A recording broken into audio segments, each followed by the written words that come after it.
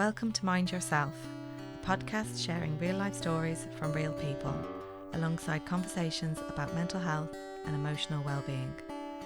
Listener discretion is advised, as this episode may include themes some listeners may find distressing. Wherever you're joining us from, whether you're walking, driving, or taking a quiet moment for yourself, you're very welcome here. Let's get started. So we're joined here today by Karen Doherty-Cooke. She is a Reiki practitioner, a life coach and mum of three, also a Pilates instructor. And Karen, you experienced profound loss back in 2022 when you lost your husband Kevin to esophageal cancer on Christmas Eve. Yeah. Would you like to maybe share with us a little bit about Kevin, what he was like, and I suppose maybe the moment where you realised that your life was changing? Yeah, of course. Well, what to say about Kevin? He was amazing. He had a beautiful soul. He was my best friend, my soulmate. He was the best dad you could ever get. Like, the kids just loved him. He was a fun parent. You know, though you have a parent that's a fun parent and a not so fun. Well, I was a not so fun and he was a fun. He just adored them. His life was for them, and he just brought humour to the whole house. You know, he always had one-liners. You know, dad one-liners or dad jokes. Yeah, he was that. And you know, it's funny because even now the kids are him. So they come out with those witty one-liners or the dad jokes, and I'm just like, yes, he's nowhere, he's not gone, he's here. So he was an absolutely amazing human being. I'm so blessed that I actually got to spend some of my life with him, and that I got to, you know, spend the end of his life with him. Like, it was just... How did you meet each other, you and Kevin? Okay. So I was on a night out with some friends, and I had decided, that's it, I give up on men. I don't want to know anymore. I'm done. It's a girls' night out, and I met him on that night. Wow. We met in Swords, in the Slaughtered Lamb, it was called at the time, upstairs, yeah. And his chat up line was, "Do you swim?" It worked for him. Well, apparently he thought I was somebody else. I was a sister of a friend or something. But yeah, after that we exchanged phone numbers, and the rest is history, really. So yeah, it was... So you already had a little girl when you met him, is that right? Yeah, I had Chloe. Yeah, Chloe was 9 months when I met Kevin. Yeah. 9 months old. Yeah, wow. Yeah. So he became her dad pretty quick. And then you went on to have 2 more together. And then we had 2 more, yeah, Vinny and Leah. And we moved we were in separate houses at the time, and then we moved down to Drogheda in 2007. So it was a hectic time, kind of travelling to and from Dublin with full-time jobs and that. But yeah, we worked it out, and we got ourselves a nice little foundation of happiness, you know, and it was lovely. And then 2012, Vinny came along. So I gave up working in Dublin and stayed at home as a mum. It was lovely. It kind of grew then into a kind of like an entrepreneur at that point, because I don't like doing nothing. Yeah. Now I know being a mom is nothing, but you know, when you're kind of going, I need something for me. Yeah. So I kind of did a start your own business course and a nail and tan technician. And I kind of went down holistic routes of different things, and so it was lovely to be able to do that. But then I went back into finances, and kind of everything kind of settled. It was great. We had like lots of family trips. We always made sure to have a holiday. You know, we had a list on the fridge, things to do, you know, have a holiday, you know, whatever the list was, or for the house or whatever it was, or, you know, get a new car and that year. But always at the end, it was like, keep smiling and be happy. So it was like, that was the goal.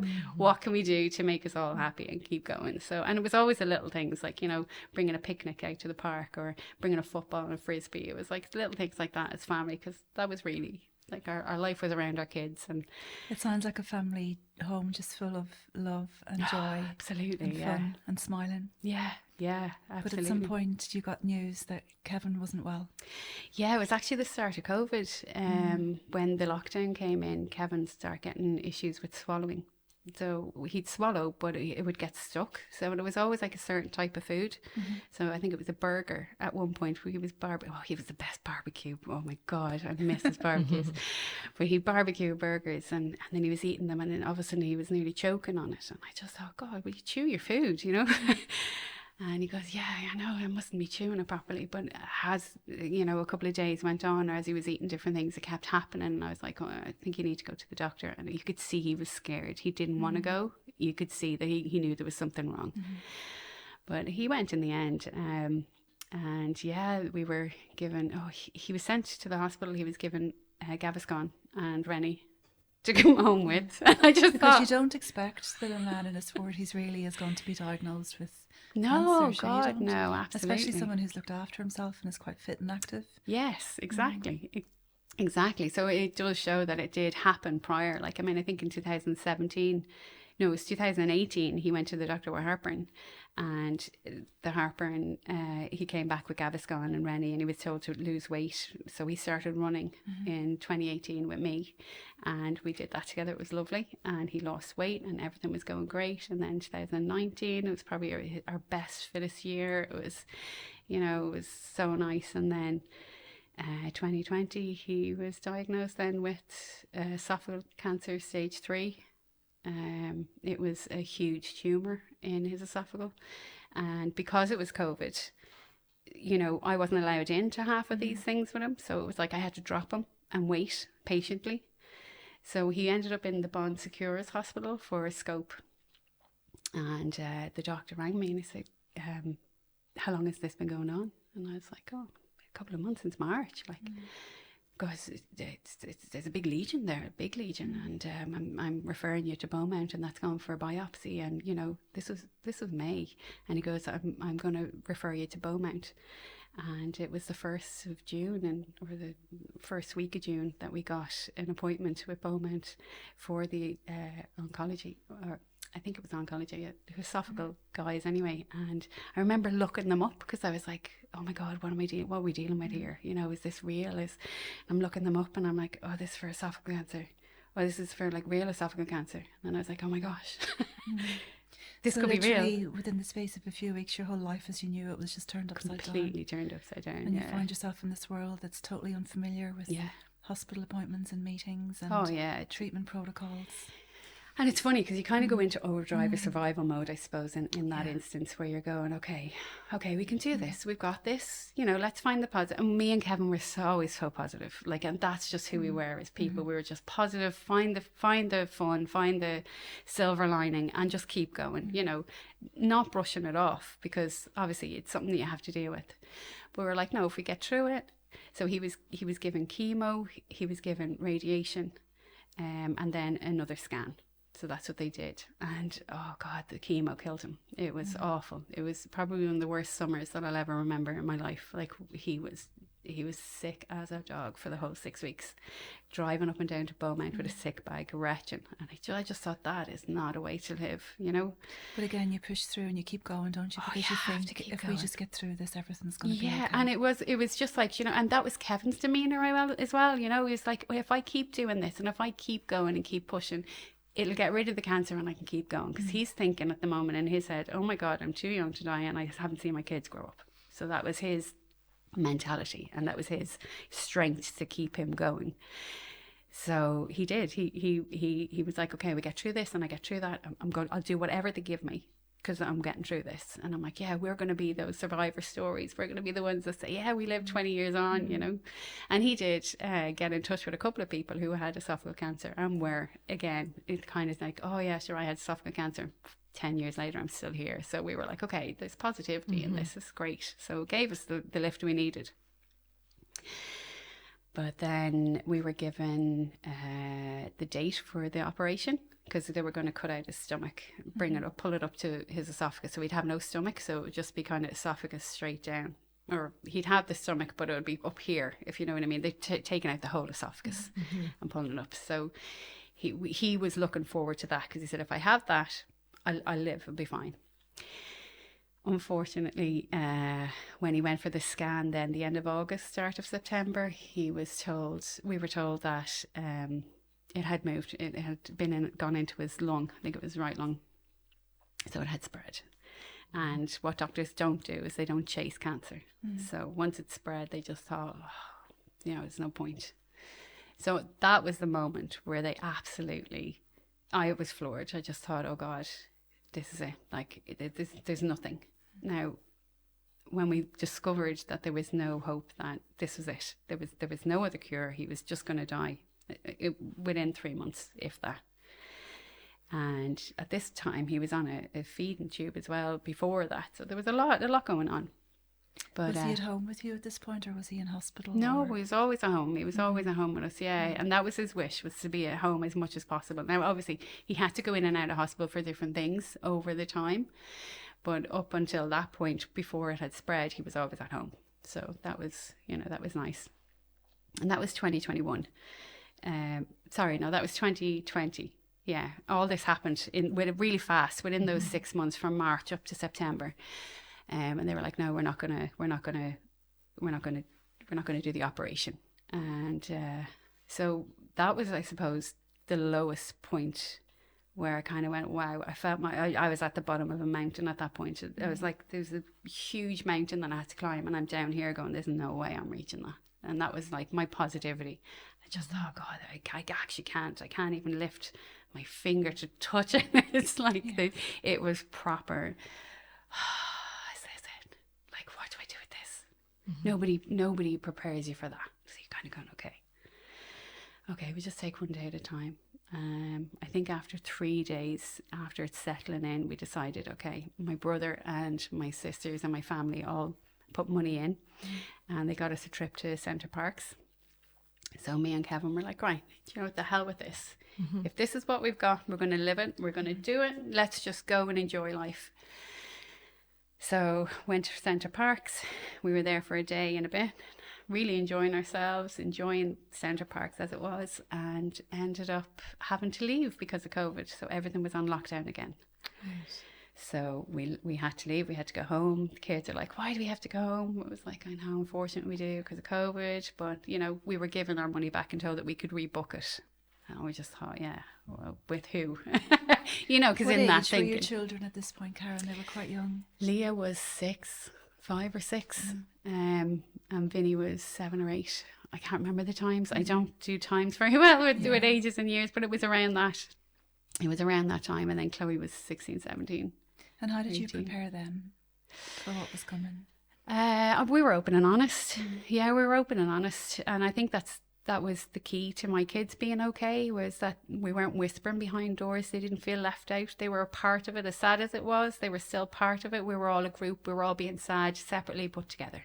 Does that make sense? Now, obviously, it was age appropriate. So it was kind of like with Leah, it was like, yeah, Daddy's not well. We have to bring him to the hospital. He's on medication to hopefully make him feel better.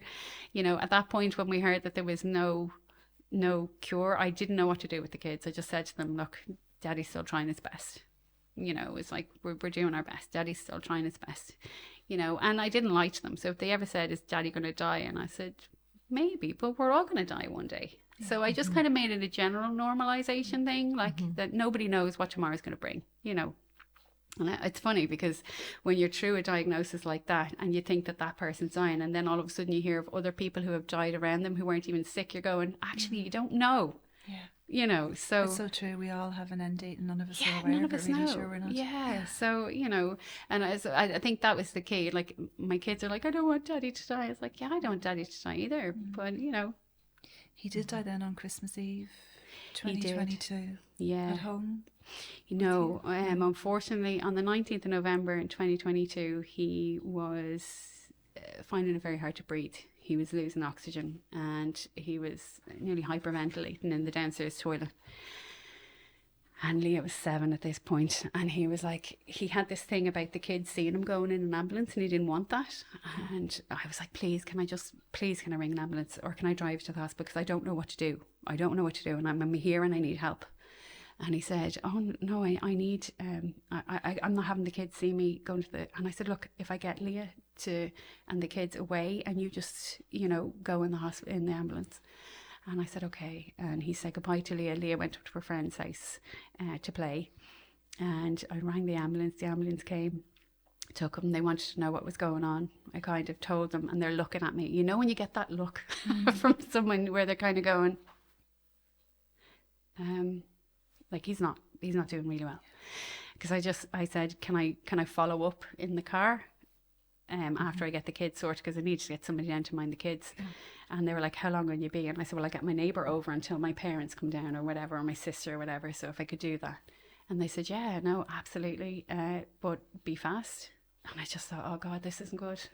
Straight away you're thinking, okay, right, okay. So anyway, got up to the hospital, and the ambulance men saw me and brought me through to him into the room in the back of ER and or A&E, and they said,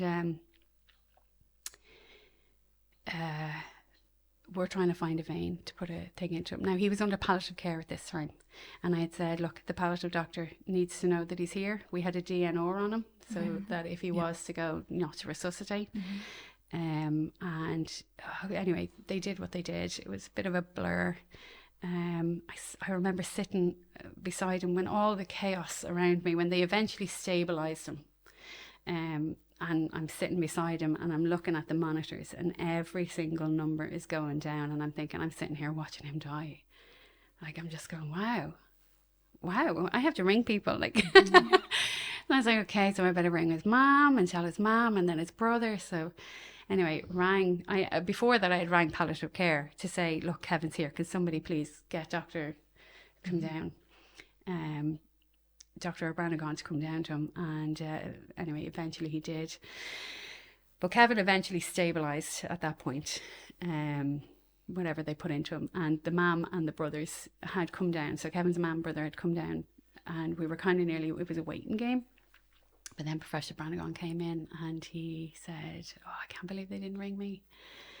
And he went and he checked Kevin up, and how you doing, Kevin? Are you okay? And Kevin was kind of half responsive, non-responsive, and he was in and out.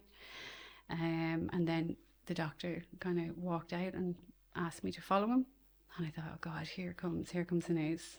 Right, brace yourself. And he said, he's got sepsis and double collapsed lung. 3 days, if that. And I don't know why people, I loved that he spoke openly, because I don't do code, and I've always told the palliative team, don't give me code. I'm not going to get it. It's going to go over my head. So tell me exactly how this is going to go, so I can sit and take it and process it, rather than thinking one thing and it actually being another. So he knew me at the point. So it was great that he was able to say 3 days, if that. And I thought, okay, I have to go home and tell my kids. I think that was the hardest part, is like telling your kids that Daddy's got 3 days to live, if that.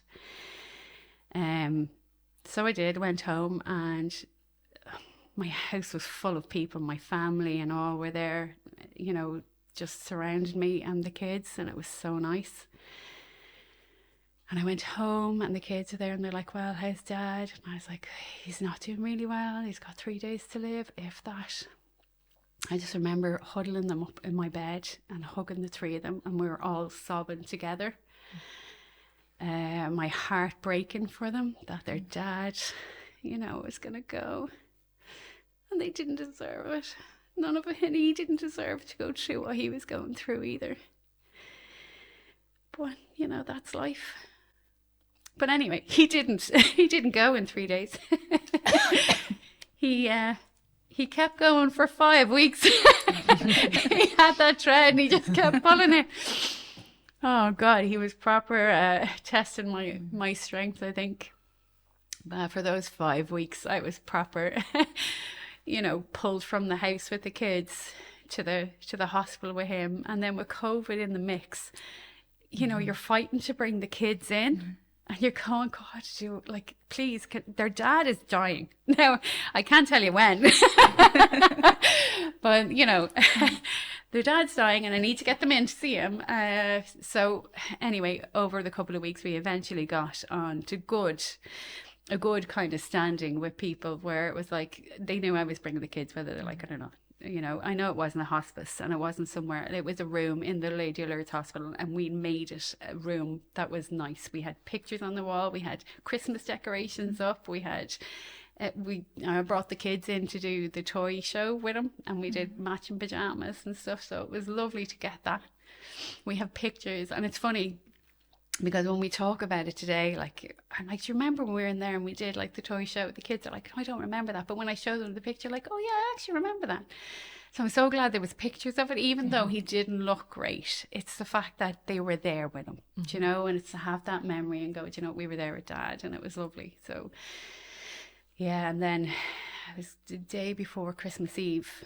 I was knackered. I'd slept in and out of the hotel, or the hotel. I wish it was a hotel, but in the hospital. I slept in and out of the hospital so, and people were coming and going. His best friends was there, his mom was there. We were all sleeping on chairs, and it was like a camp out, and I think he was loving the energy. I think that was keeping him alive. I was kind of like, God, I think we all need to leave. Just let the man go. Anyway, it was, he ended up, I think it was the 19th of December that they ended up. It was, he said, Karen, I have to give up. And I said, no, I get it. Because he had, what had happened in those 5 weeks is he kind of, like, after the first night, he had plateaued to here. And then they gave him an antibiotic and he kind of went up a little. But then it was kind of like, it stayed there. So there was still it was existence. Yeah. There was no outcome. It was like, well, what's the outcome to this? It was just like he was just keeping himself there, which was great because we had the extra time with him, but that was soul. Like, that was proper, you're in survival mode at that point. Yeah. And as we know, survival mode isn't sustainable. It's only not designed sustainable to keep us safe for a very short period. Not for a long time. Not for a long time. So did you both feel then when the time came that he was ready? Yeah. I was exhausted, and I think he was exhausted fighting, and I think we just kind of went, okay, we have to give it. We have to let it.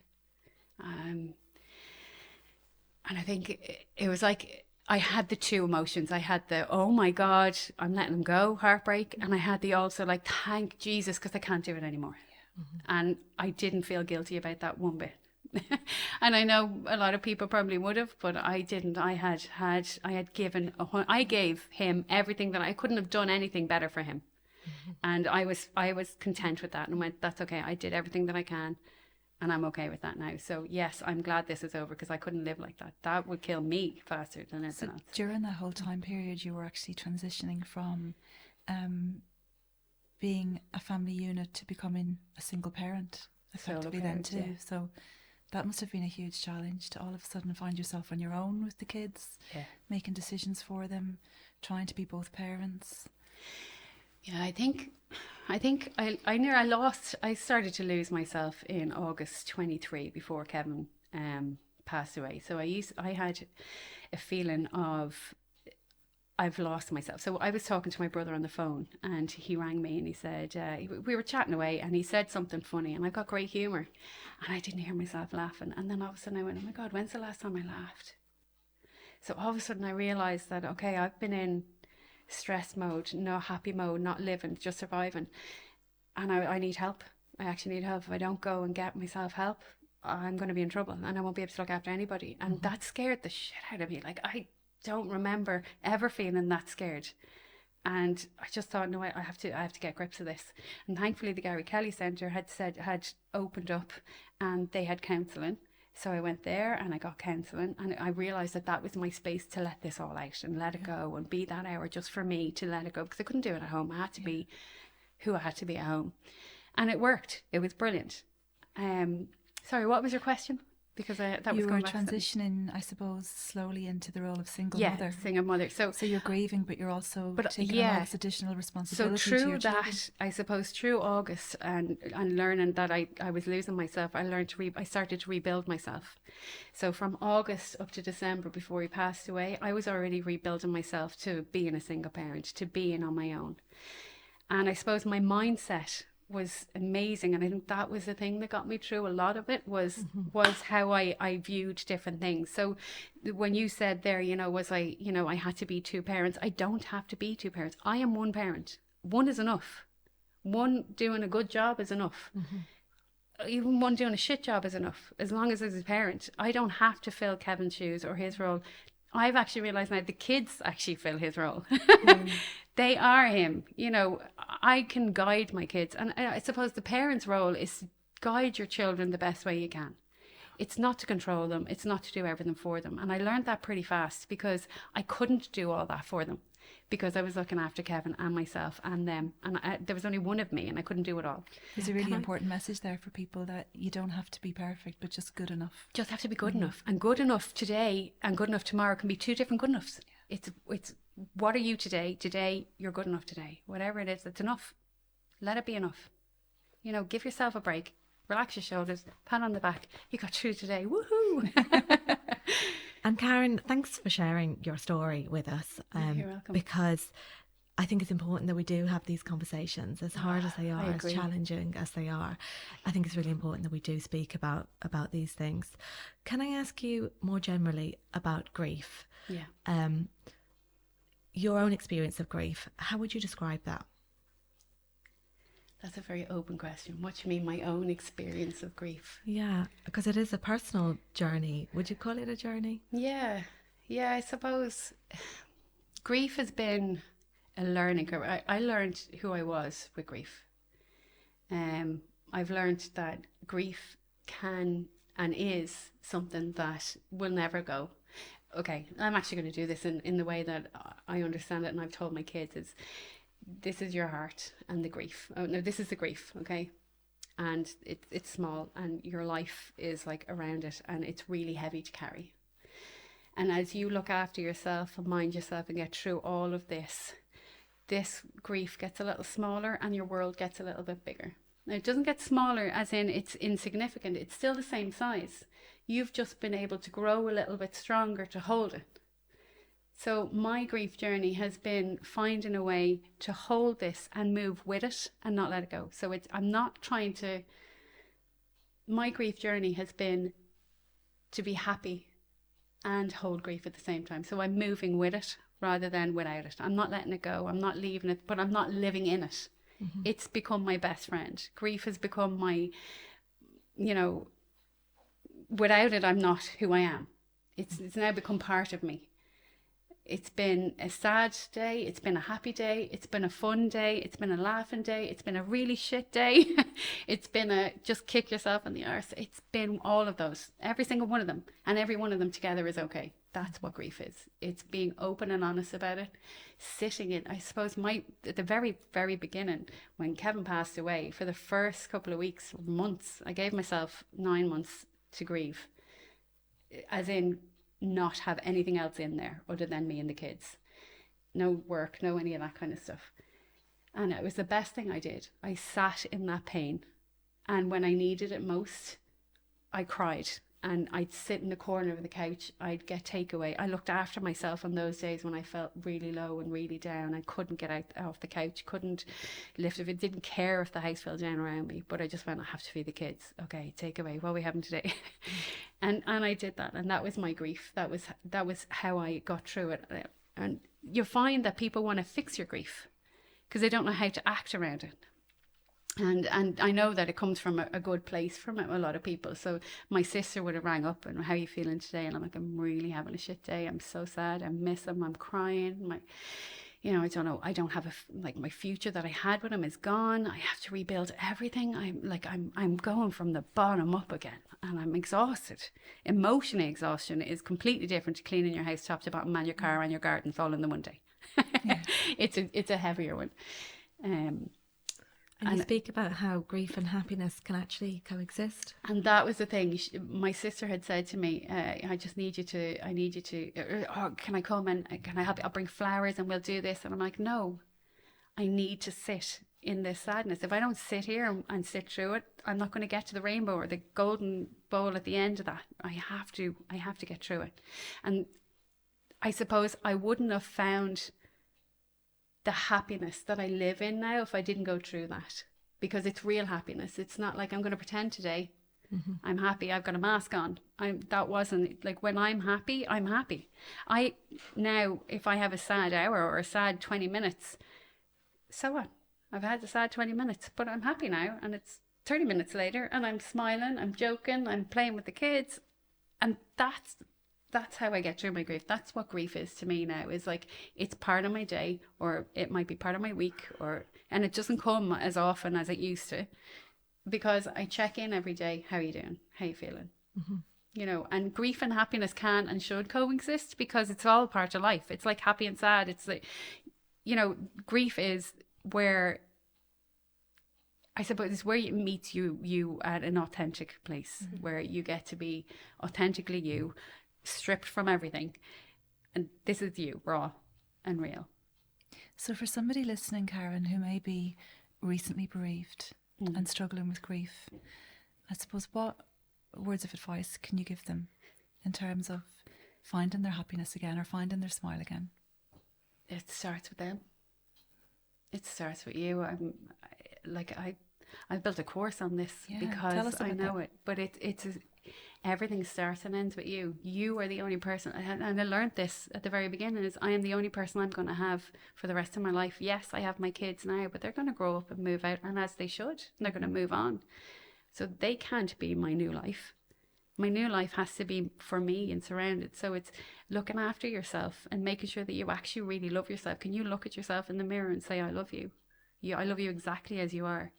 And yes, you're every day, you know, doing something better for yourself, but can you actually love yourself? Go easy on yourself if you're only grieving, because it's tough. Your world, you've had a big explosion in your whole world has just gone up like a bomb has hit it. Yeah. And you're going through the vibrations of, where is it? You know, where are the pieces that I get to pick up? And you're in a full fog of smoke. And if you really need to just sit and be. The more you sit and be and allow yourself to do things that you like. So find the things that you like. Do those. Find the joy in the things that you love to do. And don't feel guilty for it. And that's the thing, I suppose, as well, is a lot of guilt can come around this whole thing of, I feel guilty for, you know, living. And why did they die and I didn't? Right, okay, we don't have the answer for that. We're not going to find the answer for that. So stop torturing yourself. You are here now. What are you going to do in it? Because if it was the other way around, I can guarantee they'd be living their best life. So why don't you? And we all deserve that. So yeah, I would tell people now that go easy on yourself, give yourself that hug, have that shower, have that bath with the lovely smelling. It's the little things. Go for that walk, listen to the music that you love, listen to the birds, sit out in the sun, go for the holiday, experience life, do whatever it is that slows you down and allows you to actually sit with that for a minute, because within time you will evolve and it will become easier and you will be able to carry it more, but you're carrying it more with yourself. And that's what I'm doing. So you did rebuild your life. You're now a Reiki practitioner, yeah. Pilates instructor, yeah. life coach, yeah, and still a busy mum. Yeah. How do you mind yourself in the midst of all of this? What do you do for yourself? I do loads of different things, actually. I have a very balanced day. So what I do is I keep myself in my diary every day. That's for me. Whether it be for an hour of just being, reading, going for a walk, being away from everybody, because I just need that time. I do meditations. And I've added in hobbies as well, because, you know, life can't always be work. So I do pitch and putt and speaking. I'm on a speaking program as well, so I do that, and I really love it. I've found things that I love and that excite me, so that when the kids do move on, I still have a life.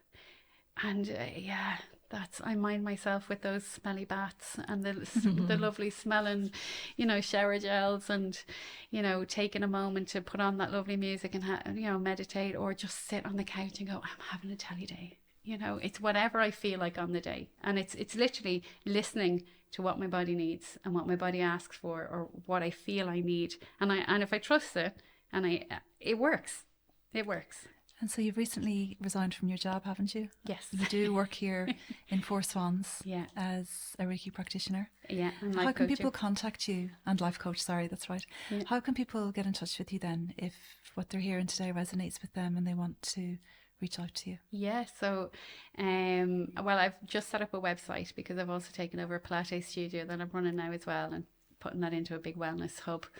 But so wellnessstudio.ie is the website, and yeah, you can contact me through the Four Swans as well, and yeah, my phone number as well. Will I say that? Yeah, so my phone number is 087 197 6331. And you can also catch me at info@wellnessstudio.ie. Karen, thank you so much. Thank you for for joining having us today. Yeah, no problem at all. Thank you for having me. Thank you. That is it for today's episode of Mind Yourself. If something in this conversation has resonated with you, share it with someone who might need to hear it, because these are the conversations that matter. Don't forget to follow or subscribe so you never miss an episode. And if you're enjoying the podcast, a quick rating or review really helps us to reach more people. So until next time, mind yourself.